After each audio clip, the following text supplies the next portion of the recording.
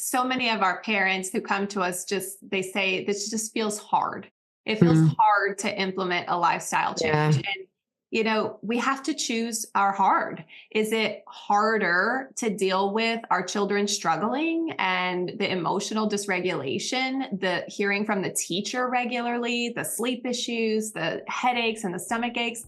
Or is it hard to make few lifestyle changes that eventually will become your norm and it won't be hard anymore? Welcome to the Soaring Child podcast, where parents of children with ADHD learn tips and tricks to help their child soar at home, at school, and in life. We feature interviews with experts, medical professionals, and parents just like you who are learning how to reduce ADHD symptoms using food and other natural strategies. Because children with ADHD deserve to soar just like every other child. I'm Dana Kay, your host. Hello, parents. This is Dana Kay here with another edition of the Soaring Child podcast. Today, we are welcoming back one of our seasoned guests and one of our ADHD Thrive Institute's very own coaches, expert coaches, Andrea Daigle. And we're diving into a topic that is really top of mind right now for many parents. You guessed it, back to school.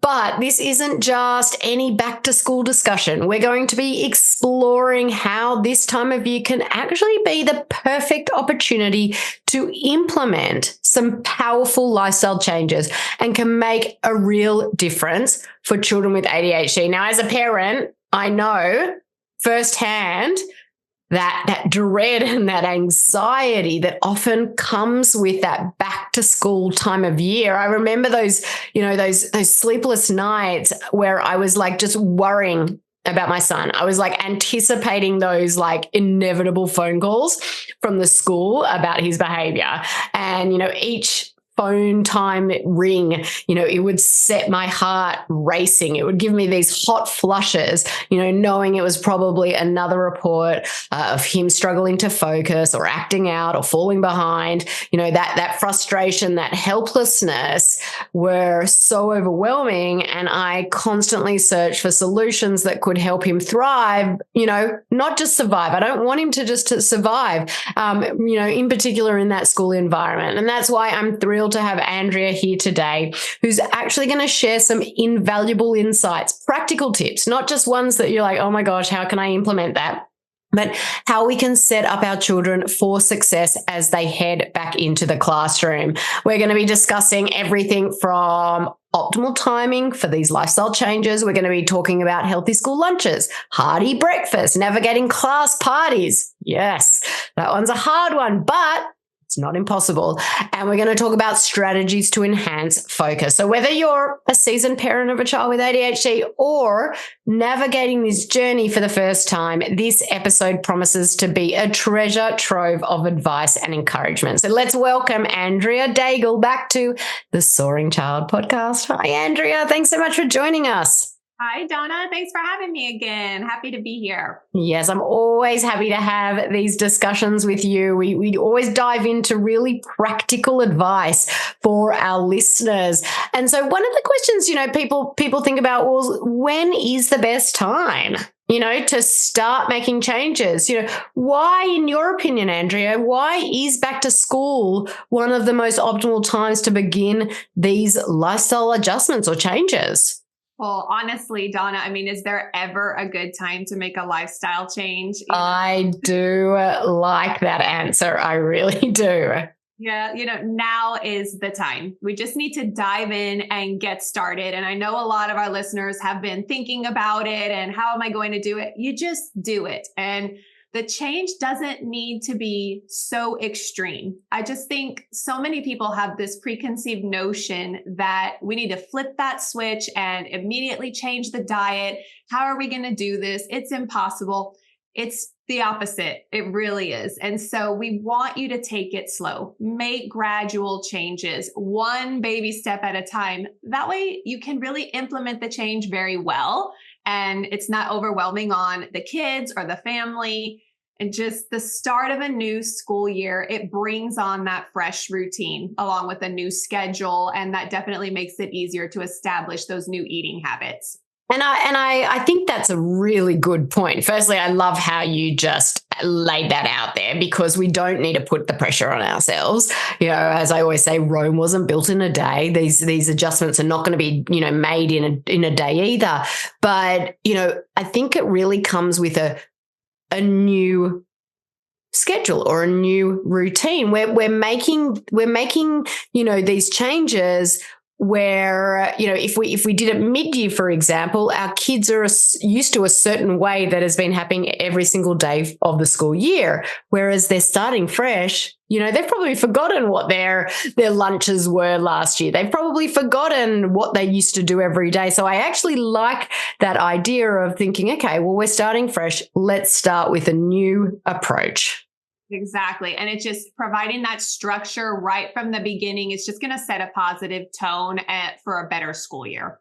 Yeah, definitely. So like if we talk about some of those changes, what are they? What tips, do you have for setting your child up for success at school? The very first thing I would say is you probably want to start packing your own lunches. And the reason I say that is, some schools are better at offering a gluten dairy-free option. Some don't offer it at all. Honestly, most schools, from what we hear, they're not going to give you really good choices for a gluten dairy-free meal. So your best bet is just to pack your own lunch and pack those snacks that are gluten dairy-free. That way, your child has those safe options. The other thing is you really want to communicate with the staff ahead of time. Mm-hmm. That's what the most important thing when you're starting back to school is to take that time to really discuss your family's dietary needs with the teachers, the school administration, anybody in the cafeteria, whoever needs to hear it. Because the more you communicate openly about what you're doing and your child's lifestyle changes, the easier it will be. So the last thing I think we really need to remember is that we need to be patient and flexible. It's not going to be perfect. It's not. I know that when I went through this process and this change, I felt like I had to have all my ducks in a row. I thought I had talked to everybody and we laid everything out. We were so prepared. And then my son was eating breakfast every day in the cafeteria for weeks. And so that was another hurdle we had to navigate. And I just felt so defeated. And then I thought, you know what? No, we have come so far. We have made so many gradual changes. This is just a bump in the road, and you just be flexible, and soon enough, you'll have all of those obstacles out of the way and it'll just become your new norm. You won't even think about it anymore. Yeah, I love that. I actually remember that back in the day when I started working with you, and there will be those obstacles, and if we're prepared that they're going to happen, and they will happen, then they're not as hard when they do happen. And so, we do talk about obstacles a lot here on the podcast. And I'm sure that if you go back and listen to some of those episodes where we dive into some of those obstacles, you're actually setting yourself up for success when they do come your way anyway. So, just be prepared that there are going to be bumps in the road. Our kids are probably going to eat stuff that they're not meant to. It is okay. It's not the end of the world. And, I always say, like, when they're graduating college and they're going off and working in their life without us, an extra month here or eating a cookie here accidentally, it's not going to make a big difference in the whole scheme of things. No, it will not. And you could just use that time to have a conversation with your child about, hey, maybe next time we could try these cookies. Or if you just have those options available, work through that challenge and the obstacle. Use that time to have a conversation with your child just to help set them up for success the next time so that it won't happen again. Yeah, definitely. So I know I can hear a lot of parents sort of cringing, and back in the day, I would have done the same thing where, if someone said, I've got to pack the school lunches. Well, like if they can't eat at the cafeteria, what are they going to eat? And I am a self-proclaimed, do not like to cook, do not like to be in the kitchen. School lunches are the bane of my existence. I do make them. Now, actually, I get both my boys to make their own lunches.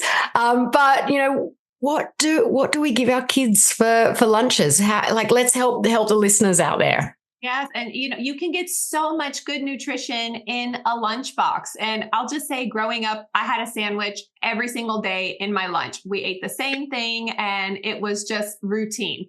Lunch doesn't always have to be a sandwich. We've got to get out of that mindset. You can put things like tacos, pasta, stuffed peppers, overnight oats, hamburgers. And I will say my kid's favorite lunch is pancakes and bacon with fresh fruit, Yum. Yes. And there's so many things you can put in the lunch to really provide that good optimal nutrition. And one of the tips that I love to give our families is to just make a list or have a chart of all the different food groups in your kitchen, proteins, vegetables, the fruits and grains. Add all of your family's favorites to that list, and you can just start building your lunches from that list. And you definitely want to include your children in packing that lunch, because if they are helping you pack that lunch, they will likely eat what they put in their own lunchbox. Yeah, definitely. That is so true.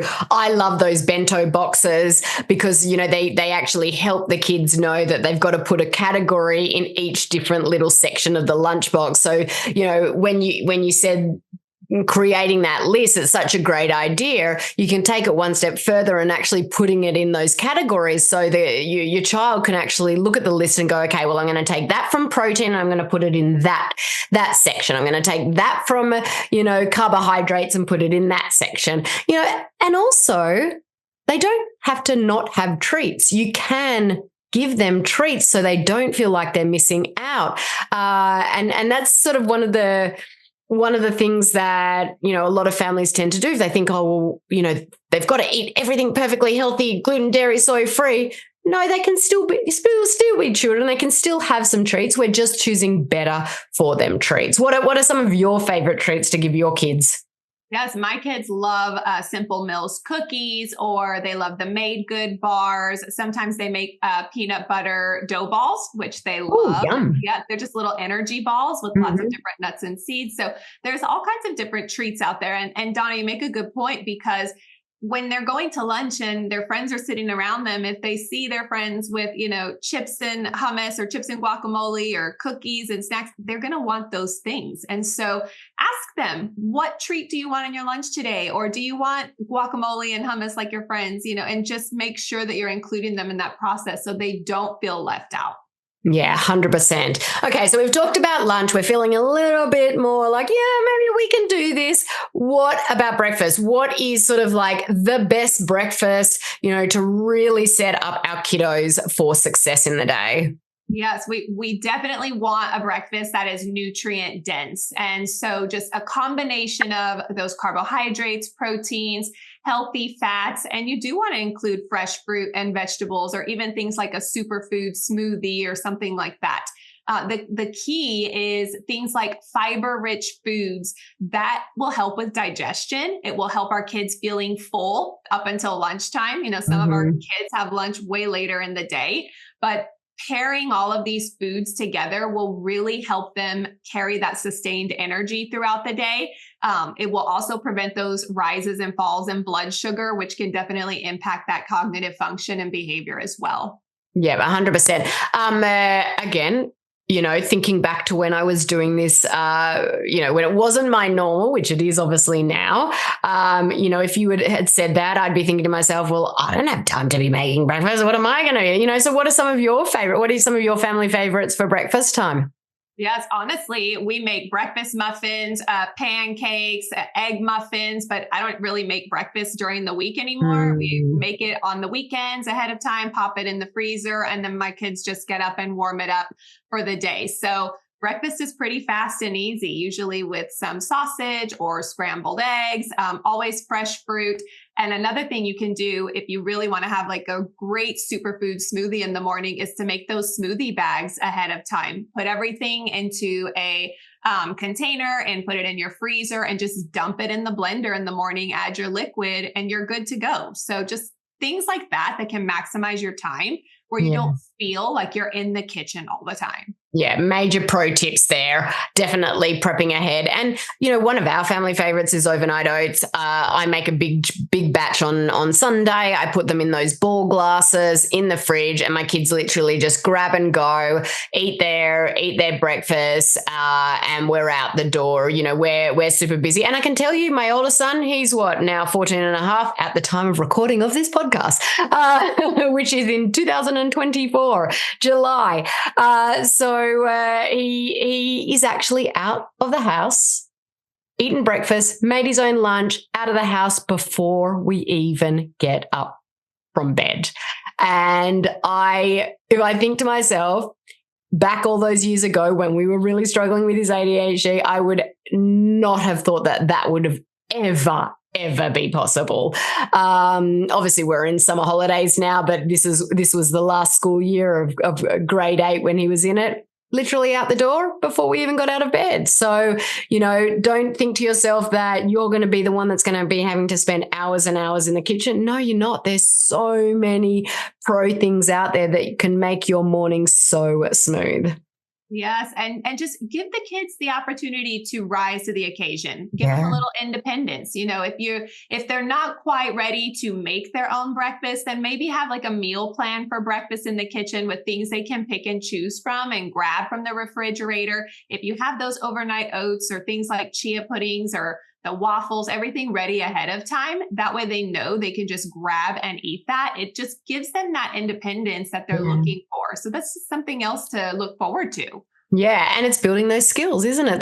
Those organizational skills, those executive functioning skills. Like I think we don't give our kids enough credit in what they can actually achieve at certain ages. Obviously, when we're talking about a 4-year-old, that's slightly different.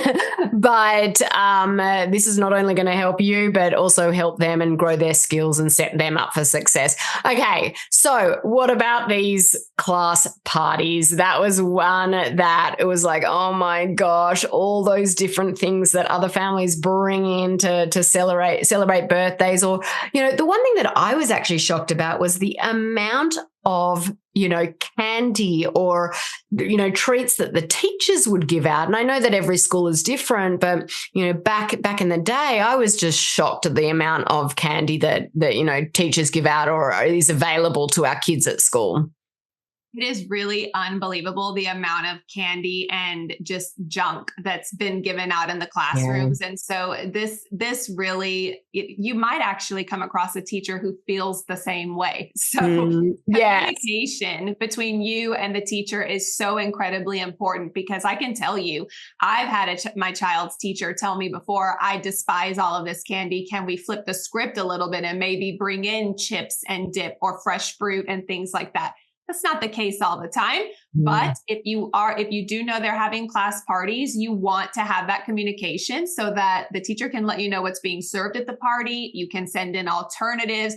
Just communication is key, and ask how birthdays are celebrated. If they bring in cupcakes or cookies or treats, I can tell you my tip that I do is I actually just get a dozen gluten-free, dairy-free donuts from our local bakery, and my kids' teachers keep them in the freezers at school. So whenever there is a birthday, the teachers just grab it from the freezer. There's no thought about it. They just text me when they're running low or shoot me an email, and I replenish the stock. So that keeps it easy because it covers anything. If there's an extra treat or somebody brings something, there's always something to have there for that.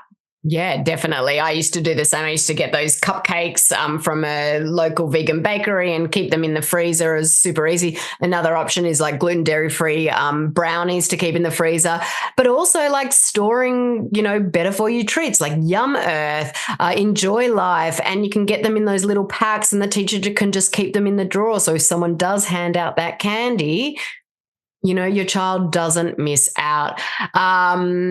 So many pro tips there, Andrea. One question we get asked a lot, which is, because it does relate to school, it does relate to performance. What if my child is struggling with focus issues? Yeah, a lot of our kids are struggling with focus issues, almost all of them. And the thing to know is everything you are doing, implementing a low inflammatory lifestyle, is going to help with those focus issues because you're removing those potential triggers. And that overall inflammatory load can decrease, and it supports that clearer thinking and focus. It's not an overnight change, obviously. Mm-hmm. This healing process does take time. So just stick with everything that you're doing.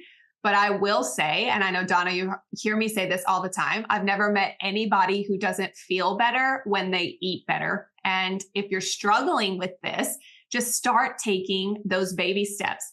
And I'm sure a lot of our listeners out there are waiting for us to drop that number one supplement that is going to help with focus. And the truth is there isn't one, it's not just one thing. It's a combination of all of the things that you're doing. And this is definitely the first step to creating that solid foundation for your child so that they can thrive and start to improve their focus and their executive function. Yeah, 100%. There isn't, and it's same with medication as well.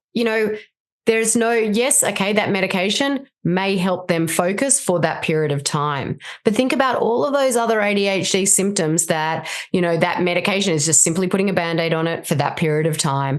It's not addressing any of the underlying things that are actually going on in that body that are affecting that focus. We talk a lot about the gut-brain connection. And, if your body is in a state of inflammation, if your gut is broken down, all of that is going to be traveling through the vagus nerve. If there's bad bacteria, it's going to be traveling up to the vagus nerve in the brain, and it's going to affect that frontal lobe. Frontal lobe, responsible for attention, focus, executive function, planning, all of that stuff. And so you are spot on there, Andrea, is that you've got to just start supporting the body, reducing that inflammatory load, helping that gut-brain connection.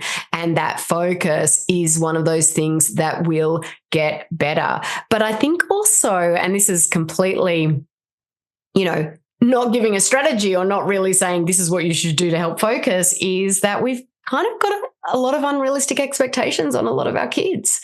I look at my 10-year-old son, and he doesn't have ADHD, and but he's a 10-year-old boy. He doesn't want to sit down at a table and do workbooks for 6 hours a day? Nor should he have to. They should be getting outside. That exercise is going to help them focus. One of the things that I tell a lot of families is a good thing that you can do for them in the morning before they go to school is jump on a trampoline, because it's firing off all the neurons in the brain. It's helping the blood flow to the brain. And so, exercise is one of those things as well. So as you said, it's like, just get started. Just get started. And, the thing is that so many of our parents who come to us, they say, this just feels hard. It feels hard to implement a lifestyle change. Yeah. And, we have to choose our hard. Is it harder to deal with our children struggling and the emotional dysregulation, the hearing from the teacher regularly, the sleep issues, the headaches and the stomach aches? Or is it hard to make a few lifestyle changes that eventually will become your norm and it won't be hard anymore? So we have to have a long, hard think about that. What are our goals for our children and our family, and then work towards those goals and take those baby steps to get you there. That is probably the piece of gold of this whole episode. And, I think you laid that out so well, Andrea, because it is. What hard do you want to choose? I can tell you that, eating better is the hard that I want to choose, other than walking on eggshells every day with my son, or being on this emotional roller coaster every day with my son. Getting my kids to exercise more, not eating gluten. That's the hard that I definitely like to choose. So it is kind of like that mindset shift, isn't it?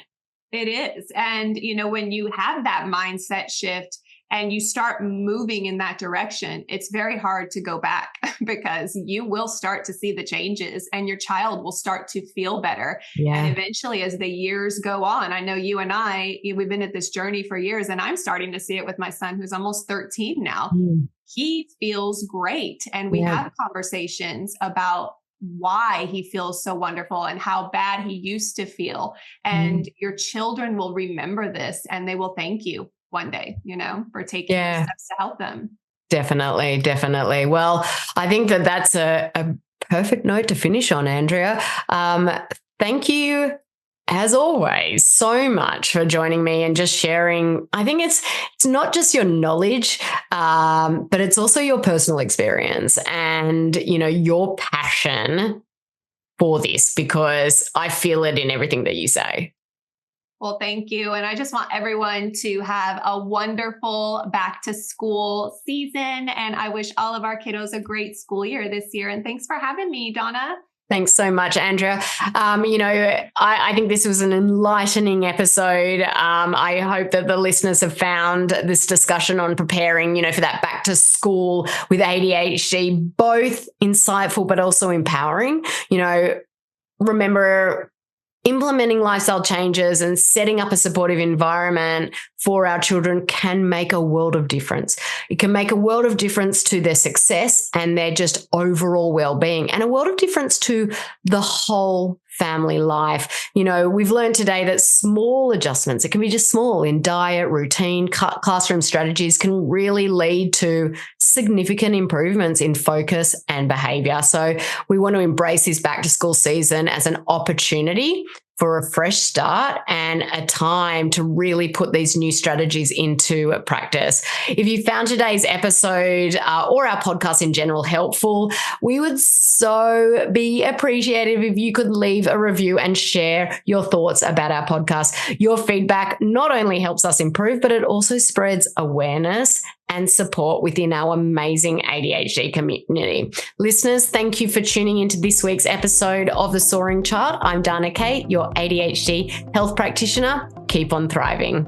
Thank you for listening to the Soaring Child podcast today. To learn more about how to help your child with ADHD soar using natural strategies, visit our website at adhdthriveinstitute.com and follow us on social media at ADHD Thrive Institute.